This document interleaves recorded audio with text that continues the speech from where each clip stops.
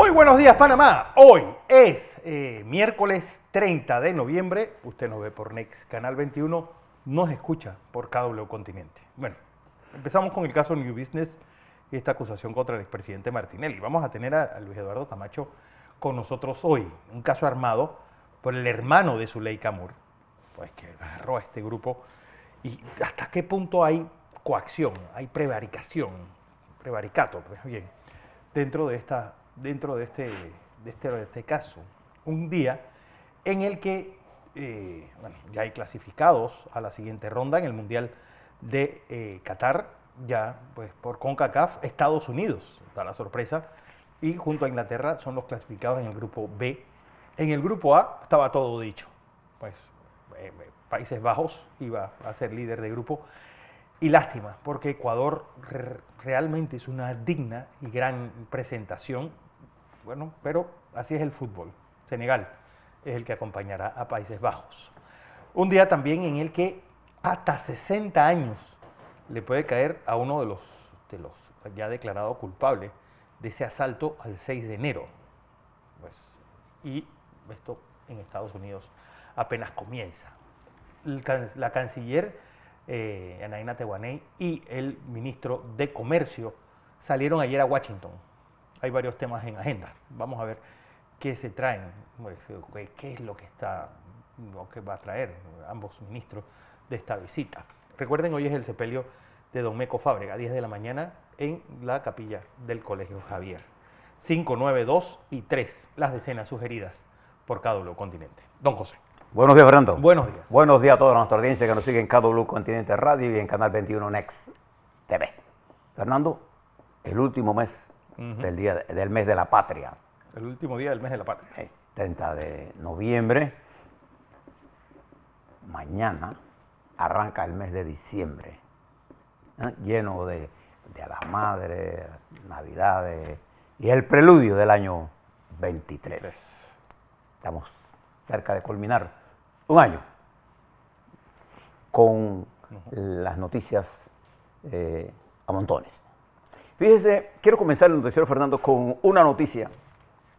Vamos a hablar del tema nacional de ayer y de todas las cosas, pero quiero comenzar con una noticia que aparece aquí en el diario Crítica. Panameño miembro del supercartel, dice el periódico Crítica de hoy de la mañana. Voy a leer, si me lo permite, Fernando, claro, un par de párrafos. El panameño Anthony Alfredo Martínez Mesa, alias Hassan, se encuentra entre 6 de los 49 arrestados catalogados como integrantes del supercartel, cita Señores de la Droga. Fueron capturados en la operación Luz del Desierto en Dubái y España. Los señores de la droga fueron identificados como el británico Ryan James Hill, el colonense Martínez Mesa, Edín González Souri Bacaray, Josney Ayaray y Roliu Bolfa. El arresto de Edín Tito Ganín, de 40 años en Dubái, se considera como el más importante de toda la operación coordinada por la Europol y la DEA en el jefe de la mafia balcánica.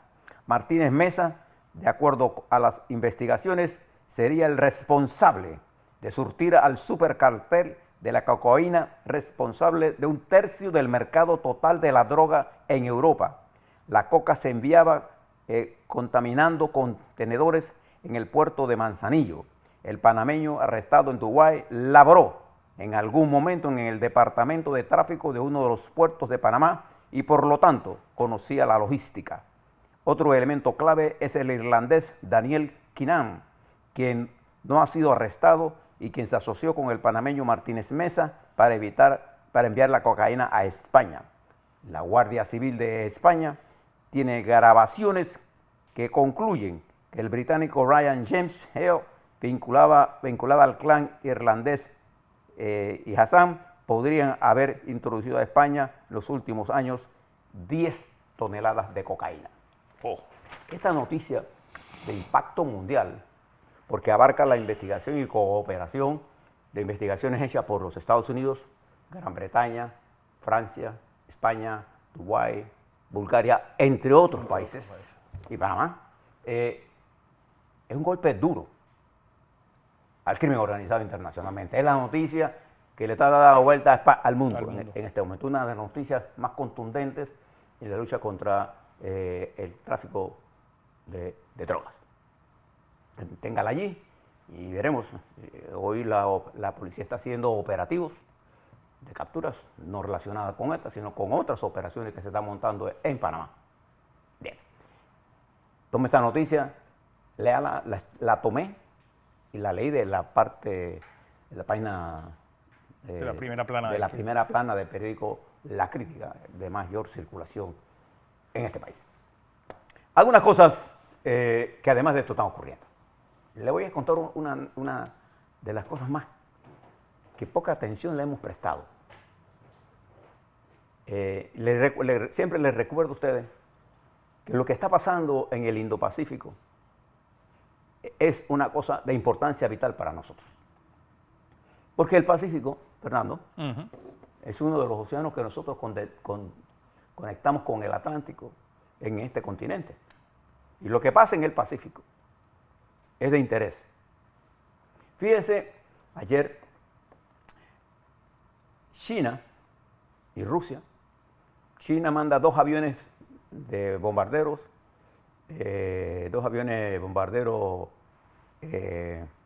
H-6, y los rusos mandan los Tu-95 muy comercializados, pero poco efectivos en la guerra de Ucrania, y mandan los cazas Su-35. Usted se fija que Rusia la supremacía aérea no la ha podido ejercer en Ucrania porque sus aviones carecen de la tecnología que ellos decían. Estos aviones que entraron a territorio de Corea del Sur, la respuesta de Corea del Sur fue desplegar un escuadrón de F-35. O sea, los aviones son estos, ¿no? Los de máxima tecnología, uno de los máximas tecnologías. Y F-18, pero además los Estados Unidos mandó el bombardero de los bombarderos, el B-1B. ¿Por qué esto es importante? Porque esto es un incremento de las tensiones en la península y en el Indo-Pacífico, y en el mar de la China, en el área del Pacífico. Y esto, en cualquier error, puede producir una nueva crisis. Es un área que está tensa por la cantidad de misiles y uno se tiene que preguntar, ¿de dónde saca Kim Jong-un tanto dinero para lanzar tantos misiles?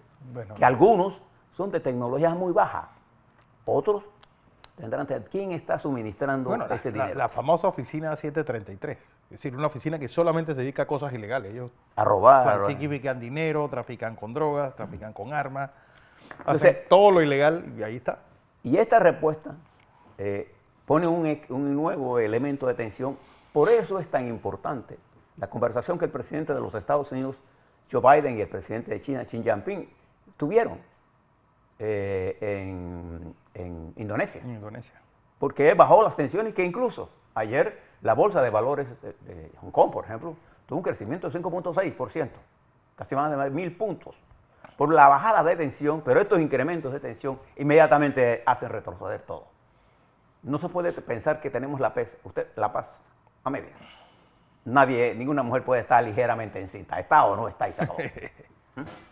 Entonces, esta grave situación es importante, pues nosotros le demos seguimiento, porque nuestra ministra de Relaciones Exteriores está en los Estados Unidos y nuestro ministro de Comercio está en los Estados Unidos y van a tener entrevistas importantes. Esta es una misión que hay que prestarle atención. Van a tener sobre comercio, se van a entrevistar, entiendo, con el Departamento del Tesoro, con el Departamento de Estado, con inversionistas, de cosas que están ocurriendo y que afectan las relaciones en el sentido de que nosotros tenemos que consolidar nuestras relaciones estratégicas. Consolidar es ser consecuente con lo que está ocurriendo en el mundo, en un mundo lleno de tensiones. Y fíjese que paralelo a esto que acaba de ocurrir, también ayer muere Jiang Zemin, el presidente de China y exsecretario general del Partido Comunista, que fue el que presidió, ¿se acuerda? Después de Tiananmen Square. Este fue uno de los hombres que incorporó a China a la cooperación internacional. murió de 96 años, murió de leucemia. De leucemia, sí. Uno de los grandes dirigentes de esa gran nación, que es la República Popular de China, murió. Pero muere él y pone de manifiesto una gran crisis que se está desarrollando en la República Popular China. Y debo destacar con claridad que más que la crisis que ponga en peligro la dirección de Xi Jinping, lo que está poniendo es la insatisfacción del pueblo chino por la manera en que se está aplicando la política de cero COVID. Es decir, donde hay un problema en encerrar a todo el mundo. Y la policía se ha desplegado en todas las ciudades. Y en un lugar de China, los manifestantes estaban pidiendo cero COVID, paren la cuarentena. Y los policías, en forma amigable, se acercaron, miren muchachos, dejen de estar diciendo eso. Y entonces los muchachos comenzaron a decir, queremos más encierro, queremos más encierro. La policía no estaba preparada para esta ironía. Y estos se atacaron a la multitud. Esa es la forma de manifestarse, ¿no? Y la gente no usa cartelones, usa Carteles en blanco. carteles en blanco, y una de las productoras de papel ha dejado de producirlo para no dar un arma. Usted sabe que el papel en blanco ahora se ha convertido en un arma en China. No es que esté en riesgo la estabilidad de China, no. Lo que está dándose es inusitadas manifestaciones de una población que está cabreada, que es el término panameño, de este encierro, estas medidas sin consulta de ninguna clase, y que han afectado la economía y tienen a un 17% de la población joven de China fuera de empleo. Cada vez que hay ese cierre que hacen las empresas, Fernando, cierran. Y las grandes corporaciones se han visto afectadas por las decisiones que ha tomado el presidente Xi Jinping, produciendo una caída en las tecnológicas y una caída enorme en las inmobiliarias, y ha hecho que gente pierda dinero en los bancos, sin que el gobierno atienda estas necesidades de esta clase media que ha surgido por el desarrollo impresionante de la República Popular China. Entonces, el presidente se enfrenta a estos problemas y también se enfrenta a un aislamiento de su política exterior en la medida en que estas acciones, como la que le acabo de narrar en la península de Corea, o estas acciones de respaldo y no respaldo, pero de respaldo económico, porque China sigue siendo el principal comprador de Rusia, y una política frente a Ucrania de que respeta la integridad de Ucrania, pero no hace nada por detener la guerra. Después de la reunión en Indonesia, el presidente Xi Jinping ha llamado a una lucha por las negociaciones. Se lo ha dicho el propio Vladimir Putin, pero el mundo espera más de Xi Jinping. Esa es la realidad. Observe lo que pasó en estos días, Fernando. El ministro de Relaciones Exteriores de la República de Bielorrusia, ¿se acuerda de quién es Bielorrusia? No, de Lukashenko, Alexander Lukashenko, el presidente, el ministro Vladimir Mikheil, estuvo en una reunión con el Vaticano, en donde conversó el viernes anterior sobre la necesidad de buscar un acuerdo en la guerra de Ucrania. El sábado en la mañana, el señor ministro de Relaciones Exteriores muere misteriosamente. Los periódicos oficiales destacan de que fue un ataque masivo al corazón.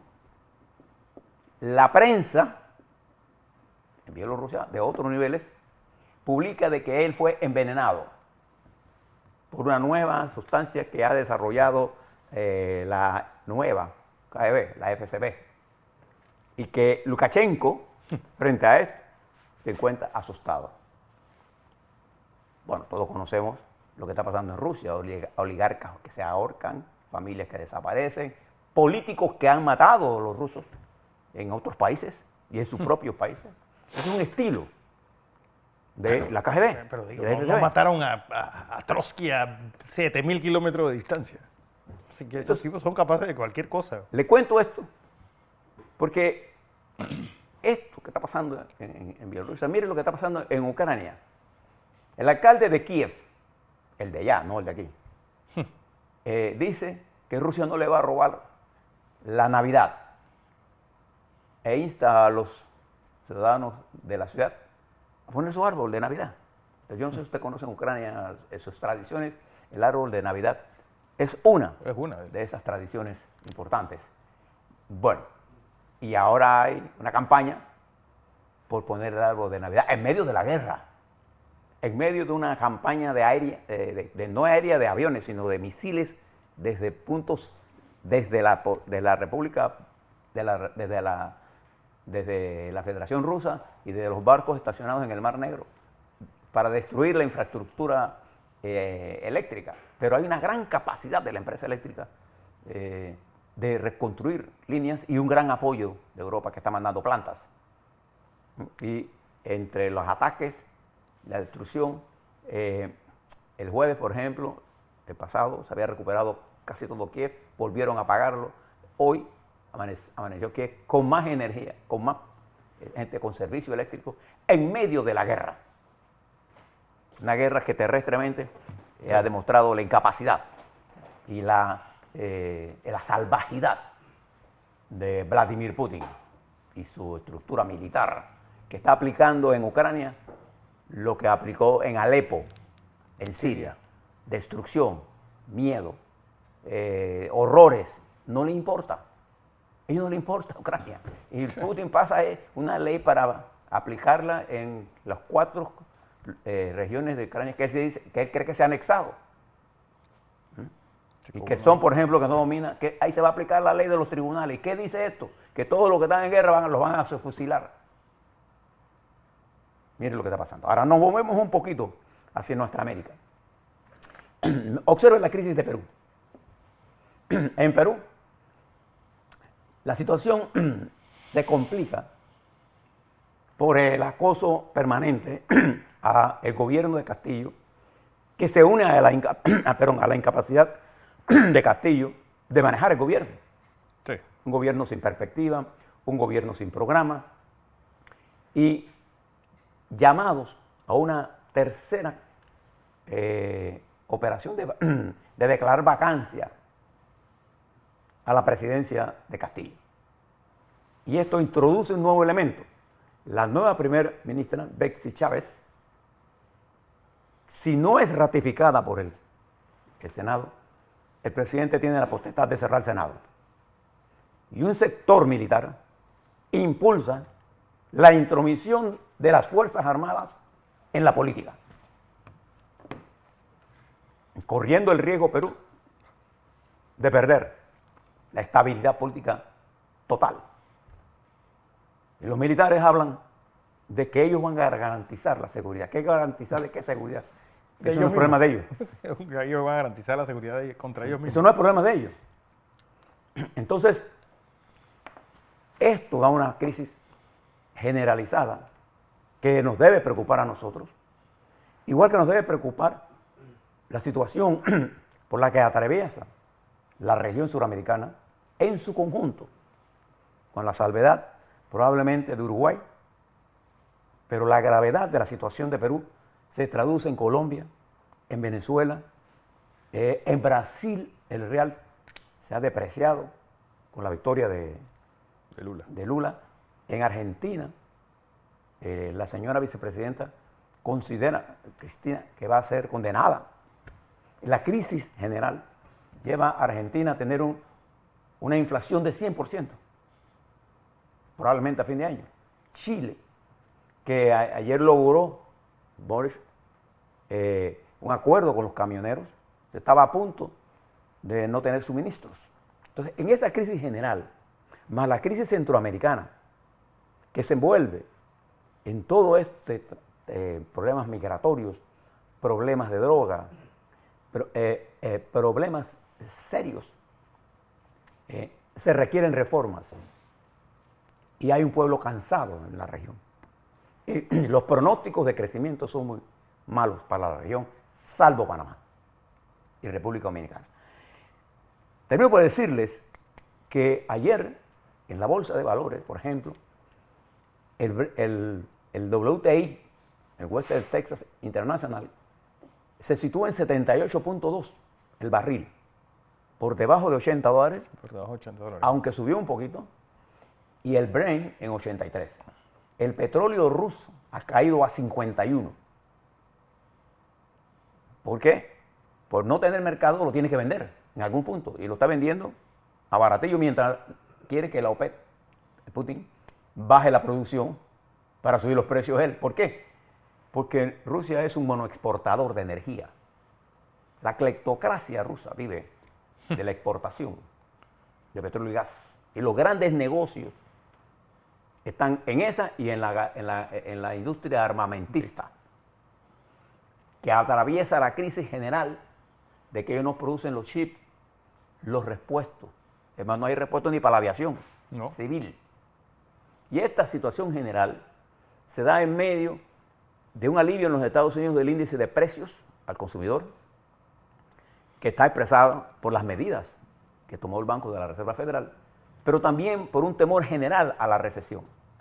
Y los Estados Unidos viven en medio de una guerra política por la intención del presidente Trump de reunirse y que ha creado problemas su reunión con el rapero Kanye West, y el racista, el supremacista blanco. El supremacista blanco que ha creado el rechazo incluso de Kevin McCarthy, uno de los aspirantes a dirigir, ser speaker de la Cámara, pero necesita los 218 votos del Partido Republicano, que no los tiene. Eso está implicando una fractura en la estructura del Partido Republicano y un daño estructural. Bueno, ayer se dieron la condena de los señores que asaltaron, una parte de los que asaltaron el Congreso de los Estados Unidos. Estados Unidos vive unos momentos complicados. Y si bien es cierto, en términos del Mundial, le puede dejar alguna satisfacción a algunos países, el Mundial es una competencia. Sí. México no es más ni menos porque pierda o no, o gane. México será siempre, la nación mexicana es más que la competencia de fútbol, igual que nosotros. Igual que, por ejemplo, Irán, que perdió ayer con los Estados Unidos. Pero esto no es una competencia, la pérdida de Estados Unidos con Irán no la puede usted mirar geopolíticamente. Pérdida de Irán con Estados Unidos. Sí, eso no la puede mirar, claro, afecta. Pero la grave situación de Irán, por ejemplo, perdió ayer, pero más importante que eso, es lo que está pasando en Irán, en donde miles de mujeres y de jóvenes salen a protestar contra los ayatolás, que llevan decenas de años gobernando un país a expensas de dictarle los derechos a las mujeres. Y uno no puede dejar de admirar a la juventud y a las mujeres que han salido a retar. Es más, las cámaras en Irán te matan, no te preguntan, te matan. Entonces, todo este mundo en general es importante lo que está ocurriendo. Y en nuestra región es importante lo que está ocurriendo para cuando tomemos decisiones internas en este país. Así es.